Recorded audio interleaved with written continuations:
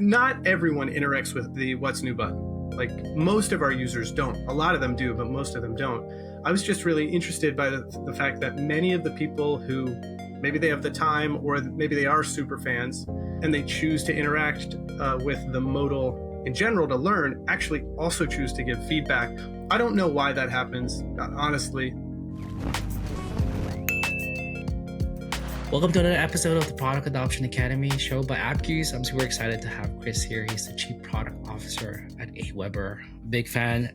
Chris, how's it going? How's your January going so far? I know we're dating this, but it's been crazy that January is almost done, right? I know. And how in the world are we in 2024? What happened to all of the other years?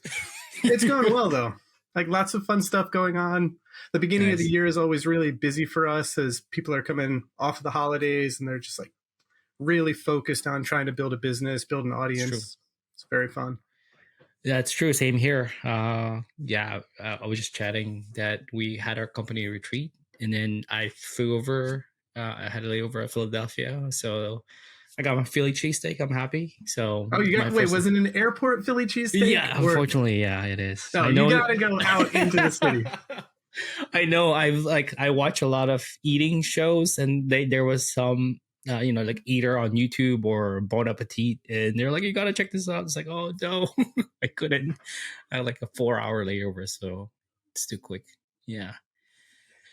Well, Chris, thanks you for joining. I know when we sent out an email asking for people to share something, you share this. What's new? I'm curious, like, what was the original goal for this? Like, if people are tuning this, I'm actually gonna share this. If you're watching this on YouTube, people can see on the screen right now that it's, there's a button there, what's new, there's a message, there's like save us a template there.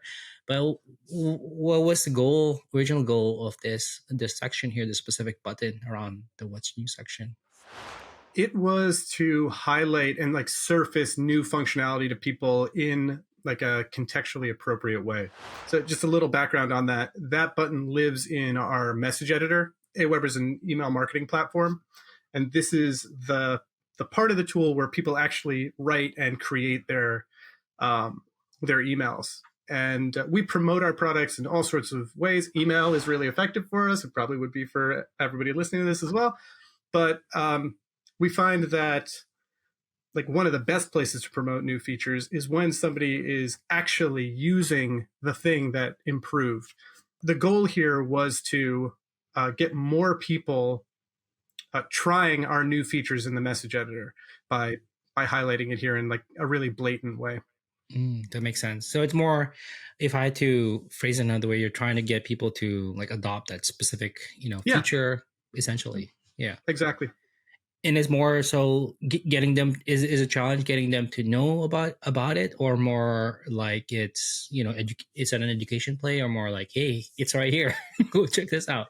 Yeah, the first challenge is just letting people know that the feature exists, and we've experimented with interruptive like modals, like triggering things when people enter the message editor, but oftentimes people are doing time-sensitive things when they come into the message builder itself. So they'll frequently just dismiss it because they're like, I don't have time for this. I've got to write this thing. So here by giving people control, this button is actually in the interface using VWO, which we use for split testing. You can inject stuff into your product, and it triggers an app queue flow when people click on it.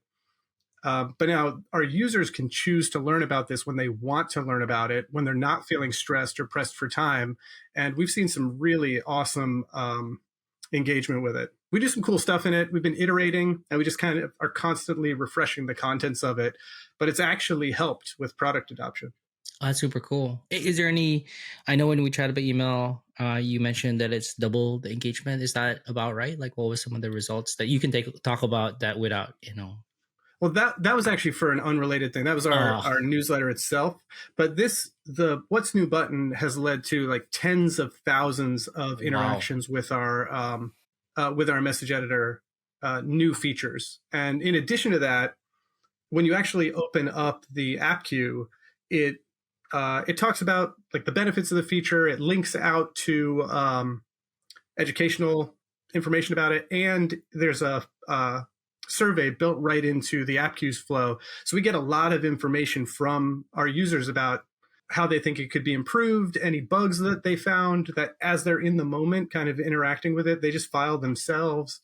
It's a really useful tool for stuff beyond just education. Interesting. So I'm hearing like it's not just education, like you said. It's you're also getting like quality in the moment feedback right in the context, so that it's like top of mind for those users who are actually trying it. Is what I exactly heard. Yes. Yeah, exactly.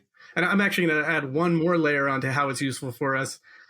We've used it for beta features as well, and we've kind of tucked in there the ability for people to turn on feature flags. So we'll put in something, a beta feature, into the What's New app queue and let people opt in directly there without having to have anything actually in our interface. It's all managed through app queues. Our UX folks can do it directly without any need to code. It's really an efficient way for us to communicate with and experiment with our users in the message editor. That makes a ton of sense. I love that. And is that shown to every user, or like everybody who set up on that page, or like only a segment of users who are like maybe your hyper users? I'm not entirely sure, but like what kind We of show it to everybody. cool. You know, like because it's useful, right? It's like yeah, exactly. multi useful feature itself. It's pretty awesome. Is there anything that you've learned, or you and your team have learned around this designing or creating this? Like anything that surprised you? Any new learnings? Are you like getting? Is it more the feedback, or like I'm curious exactly any kind of learnings that you've gotten from this? I think I was surprised by the amount of feedback that we got through this, because when you think about it, it's kind of like it's 2 layers deep. First, I have to open the What's New button. Then I have to click to give feedback. I guess it's 3 layers deep. And then I have to click to submit my feedback once I've written it out. And we've gotten some really useful feedback basically every time we've used the What's New button. Like for every feature we've put behind there, we've gotten feedback that's either made it better or given us positive feedback that we can use when we're promoting the feature to other users. Because like we always want to market using in our own customers' words. And it's been a great kind of like testimonial generator for us. That's super interesting. That makes a ton of sense because it's weird. Do you have any hypothesis why? Is it just because AWeber users are like super fans, and then they willing to go through that 3 steps to fill out their feedback? Or I'm curious if you have any thoughts on why you're getting so many feedback, or maybe you do have the quality users who are like really big fans of the product. I mean, we have great users, so I'll just put that out there. They're amazing. But I think it's also because they have the opportunity to choose to interact with it. Because like not everyone interacts with the What's New button. Like most of our users don't. A lot of them do, but most of them don't. I was just really interested by the fact that many of the people who maybe they have the time, or maybe they are super fans, and they choose to interact with the modal in general to learn, actually also choose to give feedback. I don't know why that happens, honestly. I think in many cases it's because they encounter something that they want to see improved. And then they're like, oh, okay, I like this feature. I can see the benefit of it, but it doesn't work for me for these reasons. Why people take the time to leave praise, I don't know, but I'm glad they do. You know?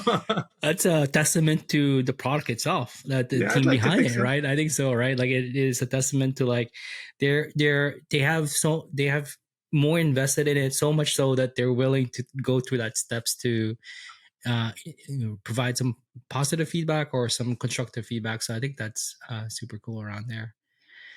If people wanted to check this out, where can people find out more about AWeber, as well as maybe where can people find out more? Do you want people to follow you on LinkedIn? I'm not entirely sure. Like, do you have any work online that you want to share to people that are tuning in? Like any tips that you have around that?